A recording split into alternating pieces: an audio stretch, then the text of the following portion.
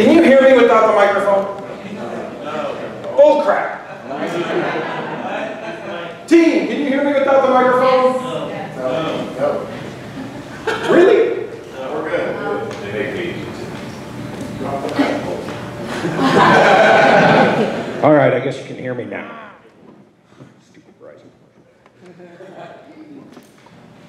All right. Who was a little nervous last July conference? Honestly. About crap my drawers. You guys, when Joe was actually going through that whole, opening talk, and I've been through, I don't know how many conferences, basically every one of them, and he started to deviate toward the announcement, I started to go, oh crap. So if you're a little nervous, it's okay. I was over by Tom, back of the room. So I was sitting there and Tom and I are basically friends, just like anybody else in this business has been in this that long. And Tom looks over at me and he's like, "You okay?" I'm like, "Yeah, no, I'm okay." So when I kind of processed it, when I looked back and when the announcement came out and all that stuff, my biggest fear on this whole thing was I had seen Mattress Firm in my market. And I saw them everywhere. I saw 4 stores on 4 different corners. Does that seem a little weird to you guys? So I'm sitting there thinking, what are they going to do with this thing? I'm really liking what I'm doing. I'm really liking our culture. I'm really liking the way this thing is all set up. But are they going to start chopping stuff up on me? Are they going to start saying, well, we can get more production out of, 4 locations in Denver or whatever, or 8 locations in Colorado or anything like that? So I was just, that was just what had me all freaked out. But something clicked when Nathan Bruno was up there kind of getting peppered with all the questions, with all the concerns, with the people that were less, they were out of the deer in the headlight stage and they could actually formulate words. I don't have any control over it. It doesn't matter. I can control one thing. I can control how hard I work. I can control how important I am to our organization. I can make myself as valuable as possible in order for this thing to leave me the hell alone. So I got a little bit fired up, and I don't know if you guys remember, I think maybe the last question that Nathan got asked was me saying, I can't freaking wait till we get started.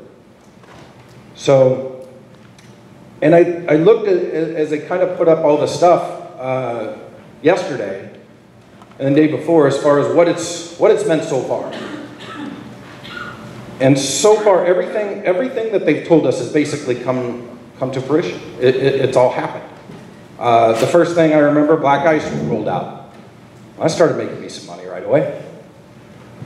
Financing really ramped up. That started making me some money right away. Chairs, that started making me some money big time. The call center is not really Mattress Firm, but think about the synergies that it's starting to create. That call center, holy crap. Who's in here, who's in foundations? Raise your hands. Okay, I'm stealing right from Chris Pauk last year. Anybody that's new in this thing, any of you young California guys, I hate you guys. I can't believe how much things have changed to the point where this business is nothing like I've ever seen. Nothing like most people have ever seen. If you think about your friends and your family and you're telling them what's going on in this thing, they're looking at you like weirder than they looked at you when you told them about it. It's like, I can't believe this is still working. All right. That was just the intro. All right, Rick got up here the other day with an amazing message. Logie and I were in the back and we had to put sunglasses on just to hide the tears from welling up. So, and a lot of my talk originally was centered around family. I was like, I gotta rewrite this thing. I can't do any better than that. So I changed a couple things up, but nonetheless, you'll see it kind of thread through as we go through it. But he said one thing that really stuck with me, and that was kind of the obligation to serve. And I'm never really going to forget that. But I kind of thought about it, I kind of reflected on it, and that's what I feel like whenever I get up and give a message to talk. I feel like I have to give something. I have to give something tangible that you can take back with you that's going to change something. Whether it's a new tool, a new thing to say or whatever, or it's just inspiration that's going to light the spark, that's going to ignite you, or that's going to get you fired up. So I'm actually going to do both. So instruction. Let's get that part out of the way. Is there anybody in here that doesn't want more people to come through their doors day of the event? Are you guys all okay with that? Foot traffic, right? So, foot traffic. What I figured out, that stat that we've used since the beginning of time, about 9.9% of the population buys a new mattress every year, right? So 1 out of 10 people. And that's an amazing stat. But after doing this for 8 years, one of the things that I've learned about how to keep in it, how to keep interested and all of that stuff is to reinvent yourself a little bit. Come along with something, tweak, whether it's a new product, whether it's a new process, whether it's a new way to explain what we do and to get foot traffic through the door. So I started to kind of just reflect on that. I really searched on this, and I noticed as we come through the, whether it's in the sales or whether it's in the parent meetings and things like that, so many people talk about how they've had their mattress forever. They don't like shopping for mattresses and all of that stuff. So I started to kind of take straw polls. And I started to ask parents in parent meetings, started to ask sponsors, I started to ask the kids in the kickoff meetings. I was like,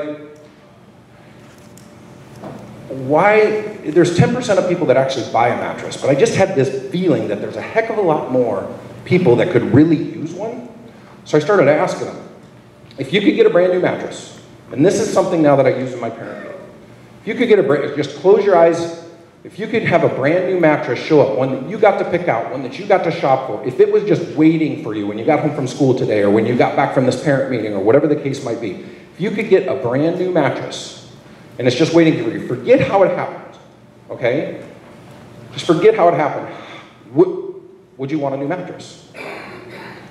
Without question, it was 50% or greater that basically said, yes, I would like a new mattress. And this is just real people, not feeling pressure and all of that, so they didn't feel like I was selling to them, I just was really asking them. So 50% of the population, this is what I say now. 9.9% of the population actually buys a mattress, but 50% of the population is really in the market. That leaves 40% of our population that are sitting there putting it off right now. And I talk to them, why do people put it off? We just, Milka's talk about sleep. You know, how important is our sleep? How important is all of that? So, and we spend a third of our life in our bed. Why do people put it off? Why? Bad experience. It is expensive. Okay, that's the number one thing everybody always says. It's expensive, it costs a lot. Why else? Lazy? It's a hassle, okay? It's not fun to shop for. What's that? It's not fun to shop for. It's not fun to shop for, and there's two parts of that. It's confusing industry, okay? And the goddamn retailers and vendors have made it confusing on purpose, I think. And you get that pushy sales guy, okay? Everybody relates to this. When I go through this in the parent meeting, all these heads are nodding and all this stuff, and everybody gets it, okay? So it's so important, yet they put it off. So my job is not to capture that 10%. My job is to inspire that 40% to get off their butts on the weekend, take the shower, all that stuff that we talk about, and actually walk into the school to check things out, okay? So there's 40% of people that you're affecting. One of the things I noticed is the kids don't do jack crap after you leave, okay? You get them all fired up, they don't do a darn thing. Because they don't believe they can find somebody that buys a mattress. The parents, a certain percentage of them don't do it because they don't believe they can find somebody that buys a mattress. But now you have just appealed to at least half of them that know they've got a mattress in their house that needs to be replaced. When you talk about 4 mattresses in the average household and 50% of people don't like the bed they sleep on, are you kidding me? You can't find one person to walk through the door? I get a little bit excited when I talk about this. Does that help? Is that something that you think you can use, that you can actually say? It's very easy. 50% of people need one, they want one, but 40% don't because of this, this, and this. It's an easy number for them to remember, easy thing to stick with, and they feel a heck of a lot comfortable at least talking to a handful of people. More people talk to more people that way. And that's bottom line. Awesome. Okay, instruction first.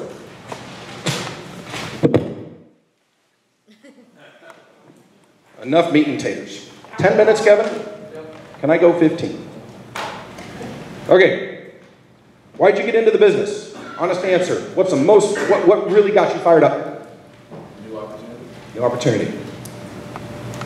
What else? Previous job. Previous job. What else? Different. Community. What else? Different. Money. Don't give me this other BS. We got fired up about the money. Okay, there's a lot of us that got fired up about the money just to get in this. I remember when I first heard some of the dollars when I was thinking about it. At some point, the opportunity was all about the dollars, but money's just paper, right? Money's just something that you get other stuff with, okay, or it's numbers on the screen. So we can't see it, we can't take it with us when we go. So on the to-do list, get it out, right at the top, what's gonna drive you? It's not money. What's going to drive you? Maybe it's tangible. Maybe it's something to do with, I want a new home. I want to build a home. Whatever that dream might be. Whatever's important to you. Write that down. It should be at the top. It's going to make everything on that to-do list make you want to do it. Maybe it's intangible. Financial security, kids, college, charity, serve, more time with family. I was excited about that one. And on the flight home, on the drive home, you have to figure this out. Okay, just write that you have to figure out what this means. Reflect on it, pray about it, whatever it is, just figure it out. It's the passion and drive in your life that's going to get you so excited. It's going to make everything else that you have to do come true and get to it. So, Tom, how do I play the video? Do I just go up and hit the button?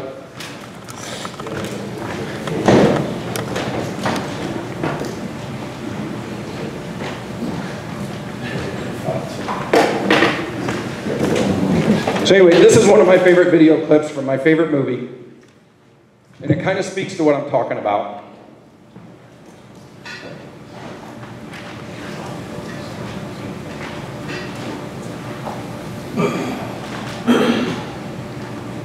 I'm going to go 5 minutes over.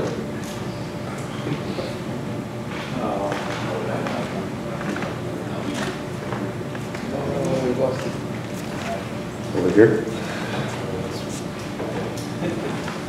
Turn the mic on. You broke it. Damn it, I broke it. It's such a good movie. Okay, if he gets it going, whatever. I'll let him keep working on it. But Doc Holliday's sitting there dying, and he's talking to Wyatt. Do I have to turn the mic off? Yeah, Tell your jokes. I'll let him keep working with it. So Doc Holliday's sitting there dying, and he says to Wyatt, he's like, "No, not that one." He says to him, live for me. He says, "I'm done, but go live for me. Grab that spirited actress, go make her your own." He's already been through a divorce, already been through hell. He's seen all of his brothers die and all of this stuff. And he's just like, go live. You have everything in front of you in your life. Go live. And obviously he was driven, found the actress, spirited actress at the end, and you see him dancing at the end of the movie. So that's what I'm talking about with Drive. Part 2. I had a conversation the other night. We can just skip to the next video. I had a conversation the other night with one of our locations. I'm not going to tell you who it was. But she was talking about...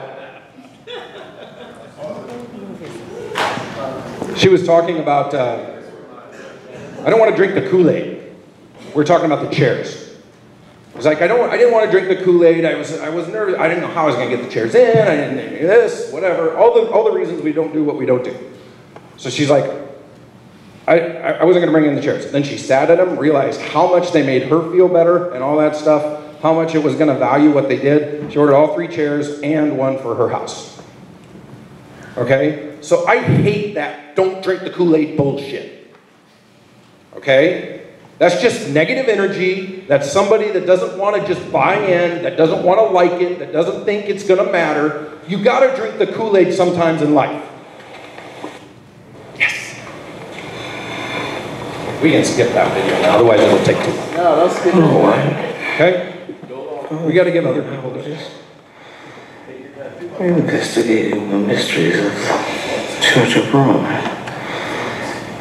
It appears hypocrisy knows no bounds. You're no hypocrite, Doc. You just like to sound like one. I brought you something.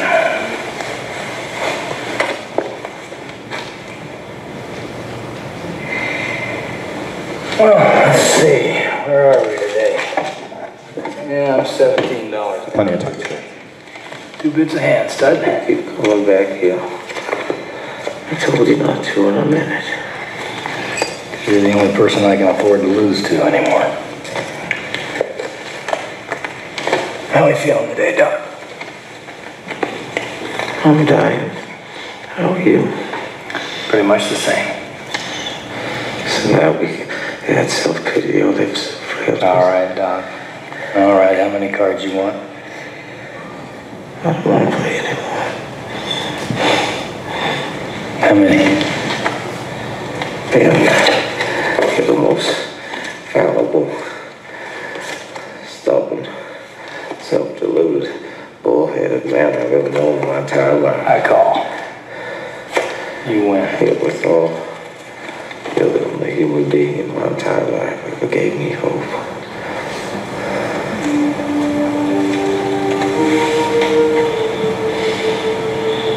I was in love once. My first cousin. She was 15. We were both so. That's good, Doc.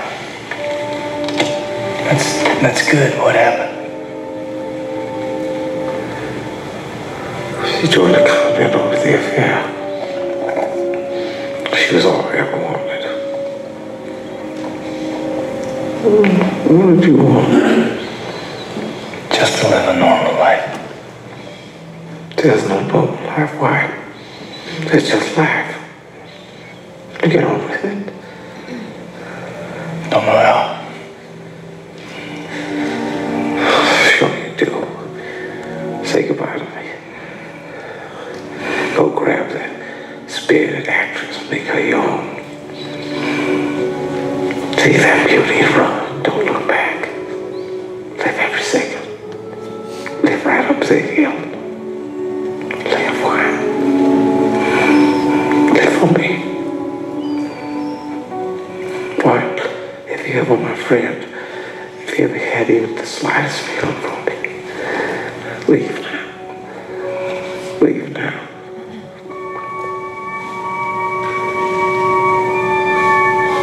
Please.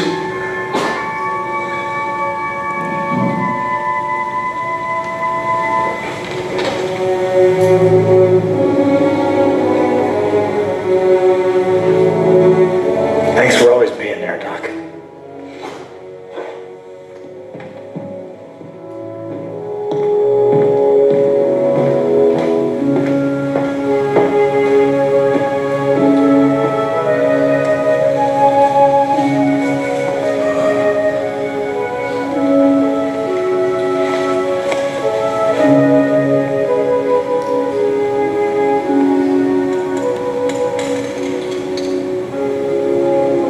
I'll be damned.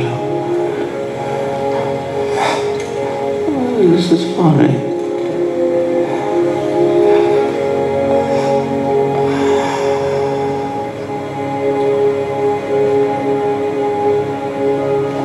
All right, so after that, he goes and grabs the spirited actress and gets on with his life, okay?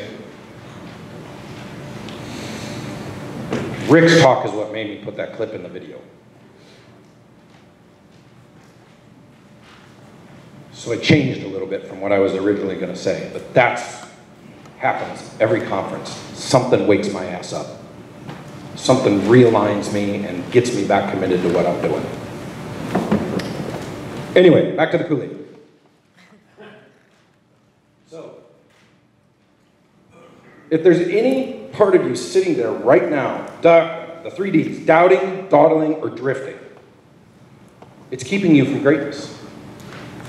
Doubting, dawdling, or drifting. Stop. What does anyone have to lose right now from working with us? If you can't bring that to your initial presentation, if you can't bring that to your launch meeting, if you can't bring that to the parent meeting and the kid meeting, you're missing everything. Everything.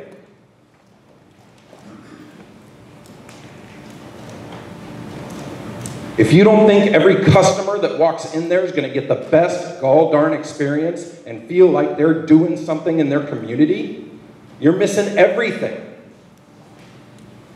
So you got to drink the Kool-Aid. I like Kool-Aid so much. You have to drink the Kool-Aid and go projectile vomit it out at your parent meetings. Like a kid that drank too much Kool-Aid. Last conference I spoke about cocaine. Everybody gives me shit about the cocaine comment. Well, Kool-Aid's my crack. I like it so much I brought you all a little gift. So I had my team decide to hand them all out to you. You can't ever drink this Kool-Aid unless you achieve the goal that you decided to set out for yourself or whatever it was that your drive was. That Kool-Aid is a constant reminder to you to keep after it. That this isn't all just fluff and happiness and whatever. I brought 100 of them, so I know there's not 100 locations.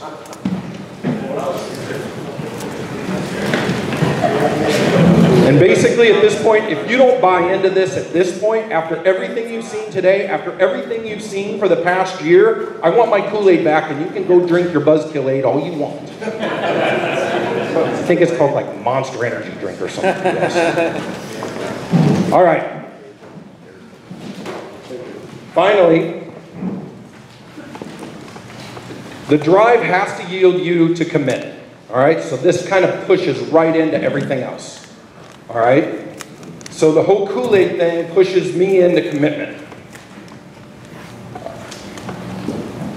Like Kevin did, like so many of us did, and how we got into this business, okay? Some of us are still dipping toes in the water, some of us are doubting, dawdling, drifting, whatever it is. Quit being scared and get on the train, get off the high dive, whatever stupid cliche you want to call it, okay? Get in this frickin' game and jump in. I have another little video clip to illustrate my point. Congratulations, gentlemen. You should all be very proud of yourselves. Each and every one of you has been handpicked to represent our inaugural pledge class. Over the next 21 days, you're all going to experience intense mental and physical strain. Frank, pace yourself. Copy that. Just got a little overexcited. Sorry. At this point, you may be asking yourself, why am I holding this 30-pound cinder block in my hands? You might also ask yourself, why does this cinder block have a long piece of string tied to it? Raise your hand if you've not seen this movie. And finally, why is the other end of this string tied securely to your penis? And the answer, ladies, is trust. This is your first test. Spanish! Do you trust that we provided you with enough slack so that your block will land safely on the lawn? Sir, yes, sir. And Blue! Yes, sir. Do you trust that I do not want to see you die here tonight? Sir, yes, sir. Blue, you're my boy! Thank you, sir. About thanks. Step to the end. Pledges, prepare to release. 1, 2,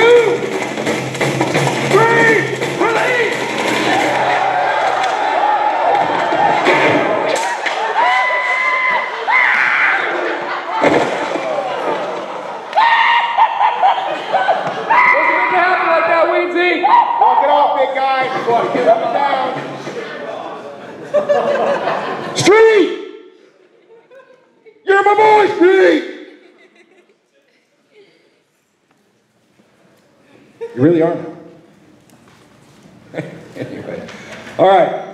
Bottom line, throw the brick on everything you've got to do here. Everything that's been presented to yourself. Throw the brick on the financing. Throw the brick on the chairs. Throw the brick on airbeds. Throw the brick on IntelliBed. Throw the brick on the call center. Whatever it is, but throw the brick on the opportunity and commit yourself into this game. Thanks.